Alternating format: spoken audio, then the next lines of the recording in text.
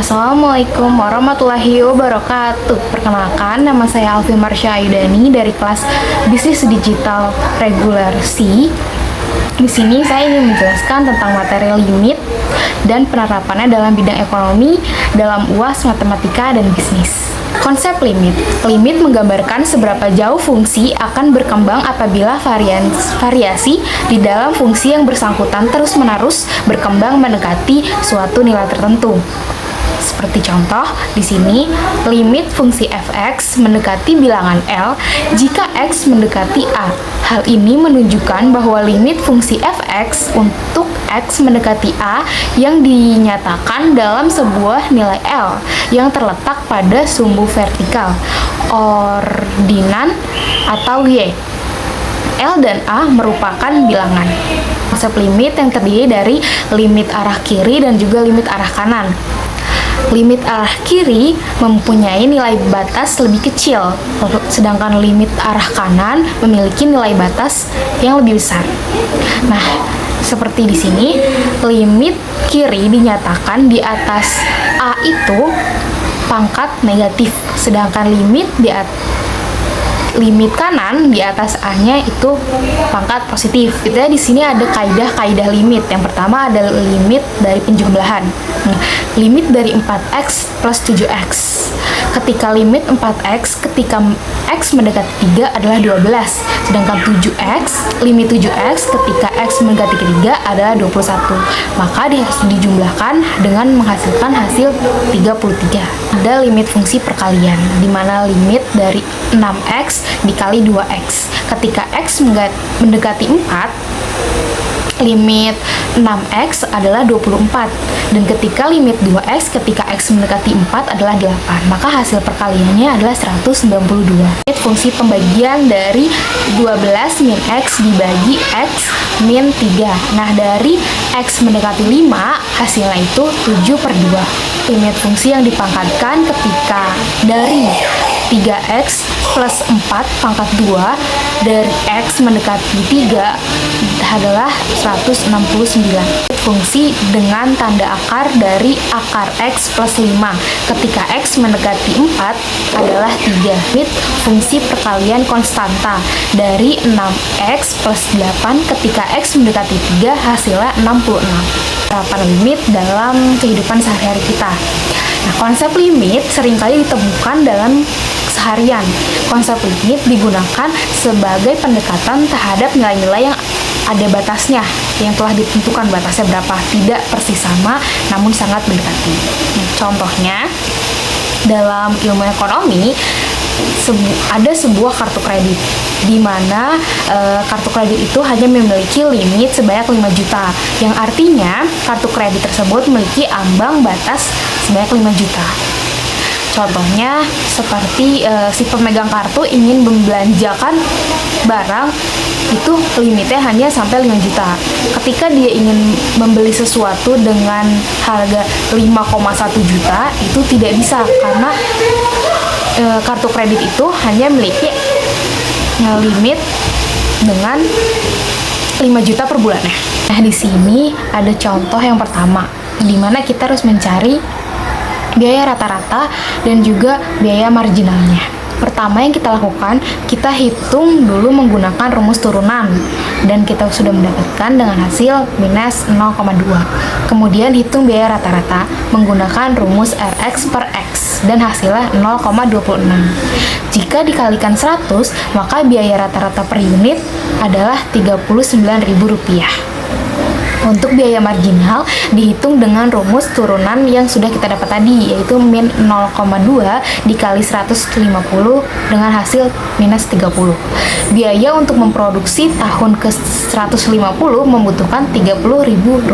Contoh yang kedua, kita diberikan fungsi keuntungan Cx sama dengan 8x min 0,003x pangkat 2, di mana Cx adalah keuntungan dalam jutaan rupiah, sedangkan X adalah jumlah laptop yang dijual.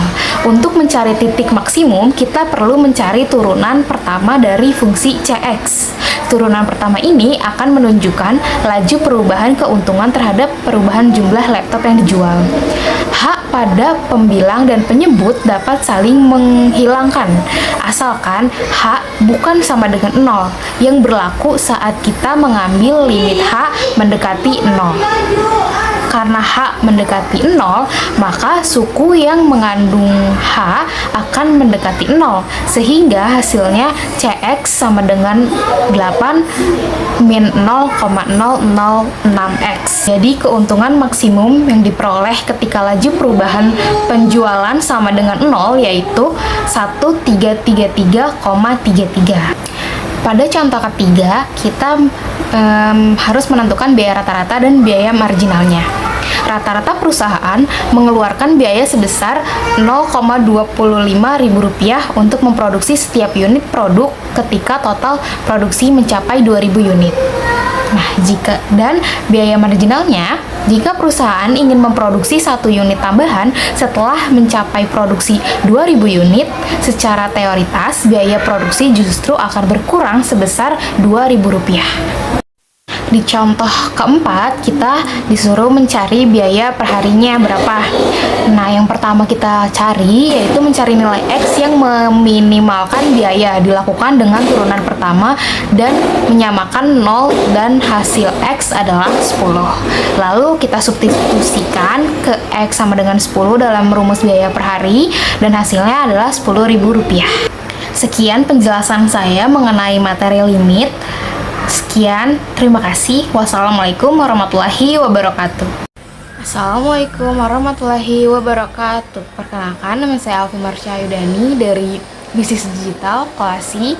Di sini saya dalam UAS Matematika Ekonomi dan Bisnis ingin menjelaskan materi yang telah saya pelajari, yaitu diferensial dan penerapannya dalam ekonomi. Diferensial atau turunan berfungsi untuk mengetahui tingkat perubahan suatu fungsi sehubung dengan perubahan kecil pada variabel bebas fungsi tersebut. Manfaat diferensial atau turunan ini adalah untuk mengetahui titik maksimal atau titik minimal dalam analisis ekonomi bisnis. Di sini ada kaidah diferensial. Yang pertama ada kaidah fungsi konstan. Bentuk umum dari fungsi konstan adalah Y sama dengan K, di mana K adalah konstanta atau nilai tetap yang tidak bergantung pada X. Untuk fungsi konstan, turunan dari fungsi tersebut selalu 0, karena tidak ada perubahan pada nilai fungsi ketika X berubah. Contohnya misalnya kita diberikan fungsi konstan Y sama dengan 5, di mana K adalah 5, yaitu nilai tetapnya 5 berarti. Karena Y tidak bergantung pada X dan hanya berupa konstanta, turunan dari fungsi ini hasilnya adalah 0. Selanjutnya ada kaidah fungsi linier. Sebagai contoh, yaitu Y sama dengan 4 plus 7X, di mana fungsi linier A-nya itu 4 dan B-nya itu 7. A itu konstanta dan B adalah koefisien dari X. Nah, di fungsi linier kita cukup mengambil nilai B sebagai hasil turunannya. Nah, nilai B dari yang kita punya yaitu 7, berarti hasil nilai turunan yang kita dapat adalah 7. Selanjutnya ada fungsi pangkat. Di sini kita ada Y sama dengan 5X pangkat 4. Nah, A-nya itu 5 dan B-nya 4. Dalam rumus, B dikali A, X, pangkatnya dikurang 1. Berarti 4 dikali 5 dikali X, pangkatnya 4 kurang 1. Hasilnya 20X pangkat 3. Selanjutnya ada kaidah penjumlahan dan pengurangan. Di sini ada Y sama dengan 8X pangkat 6 min 5X pangkat 5. UX-nya 8X pangkat 6 dan VX-nya 5X pangkat 5. Nah, kita menurunkan masing-masing bagian fungsinya. Turunan dari UX atau 8X pangkat 6 berarti 8 dikali 6 dikali X pangkat 6 dikurang 1. Hasilnya 48X pangkat 5. Lalu untuk turunan dari VX-nya berarti 5X pangkat 5, berarti 5 dikali 5 dikali X pangkat 5 dikurang 1, jadi 25X pangkat 4. Lalu hasilnya disubstitusikan Jadi turunan dari fungsi Y sama dengan 8X pangkat 6 min 5X pangkat 5 adalah 48X pangkat 5 min 25X pangkat 4. Selanjutnya ada kaidah perkalian. Sebagai contoh, kita memiliki Y sama dengan 5X pangkat 3 dikali 4X min 2, di mana UX-nya itu 5X pangkat 3 dan VX-nya itu 4X min 2. Lalu masing-masing diturunkan bagian fungsinya. Jadi hasil dari UX-nya itu sama dengan 15X pangkat 2. Dan hasil dari VX-nya itu 4. Lalu nilai itu disubstitusikan dan disederhanakan. Kemudian perkalikan hasil dengan hasil fungsi turunan yang tadi di awal. Setelah digabungkan dan menghasilkan turunan 80X pangkat 3 min 30X pangkat 2. Kita di sini ada kaidah hasil bagi. Sebagai contoh, kita memiliki Y sama dengan 3X pangkat 4 per 2X plus 5. UX-nya itu 3X pangkat 4 dan VX-nya itu 2X plus 5. Lalu masing-masing nilai fungsinya diturunkan. Turunan dari UX itu 12X pangkat 3 dan VX-nya yaitu 4X. Lalu substitusikan keempatnya. Lakukan perkalian di pembagian. Setelah itu sederhanakan hingga mendapatkan hasil turunan 12X pangkat 3 dikali X pangkat 2 plus 5 per 2X pangkat 2 plus 5 pangkat 2. Selanjutnya ada penerapan diferensial dalam ekonomi. Yang A itu elastisitas permintaan. Elastisitas permintaan atau elastisitas harga yaitu suatu koefisien yang menjelaskan besarnya perubahan jumlah yang diminta akibat adanya perubahan harga.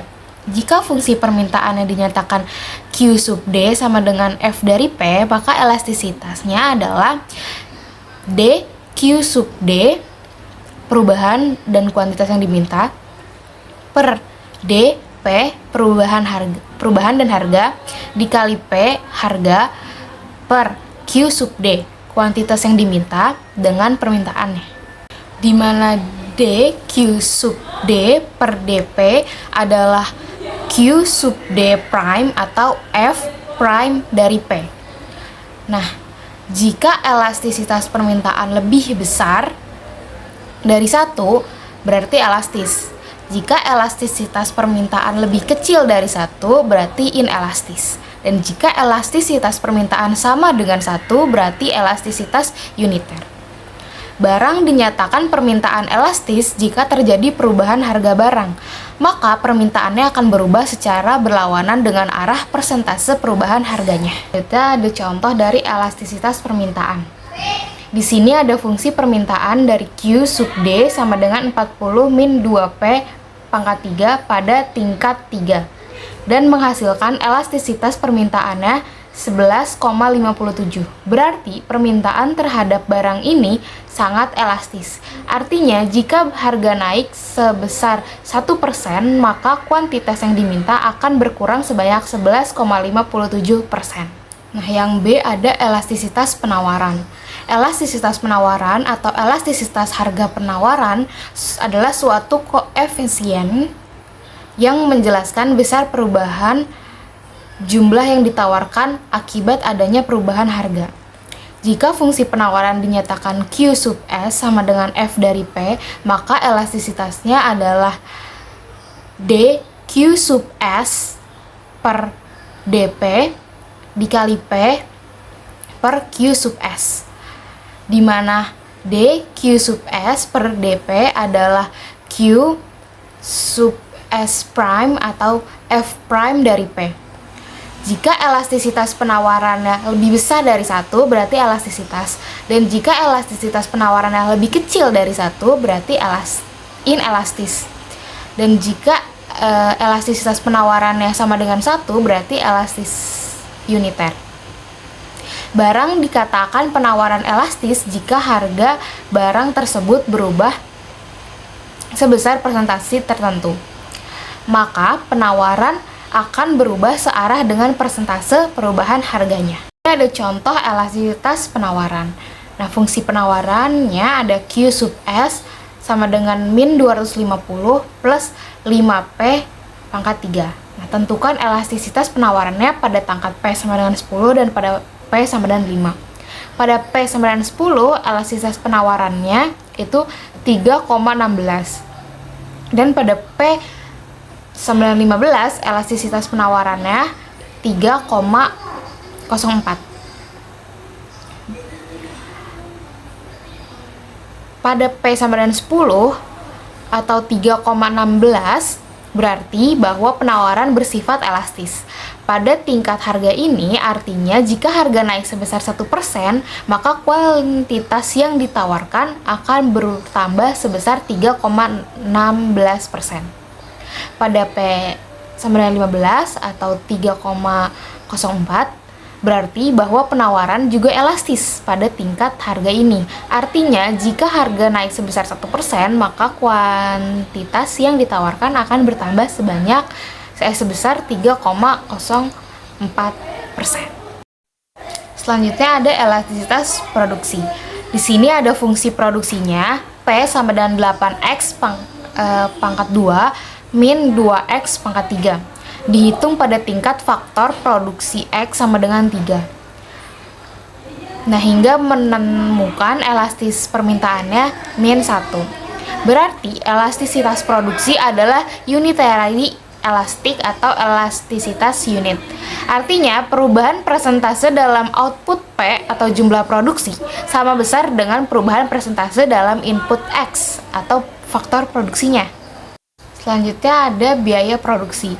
Dihitung biaya marginal dan penerimaan marginalnya dari mencari MC dan TC sama dengan 4Q pangkat 2 plus 9Q plus 15. Nah, hasil MC-nya 41 ketika Q-nya 4. Artinya, biaya tambahan yang dibutuhkan untuk memproduksi 1 unit tambahan adalah 41 pada tingkat output tersebut. Hasil MR-nya min 14. Ketika Q-nya 6, artinya penerimaan tambahan yang diterima dari penjualan 1 unit tambahan pada tingkat output tersebut adalah min 14, yang menunjukkan penurunan penerimaan terjadi. Ya, ada profit keuangan. Di sini ada fungsi laba atau P-nya itu Q pangkat 2 min 13Q plus 78. Untuk menghitung laba pada tingkat kuantitas 3, pertama hitung turunan P terhadap Q adalah 2Q min 3. Lalu menghitung laba pada kuantitas 3 itu min 7. Artinya perusahaan mengalami kerugian sebesar 7. Selanjutnya di sini kita ingin menganalisis profit atau keuntungan maksimal.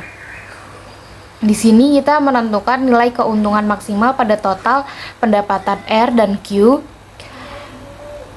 yaitu min 2Q pangkat 2 plus 1000 Q dan total biaya C dari Q.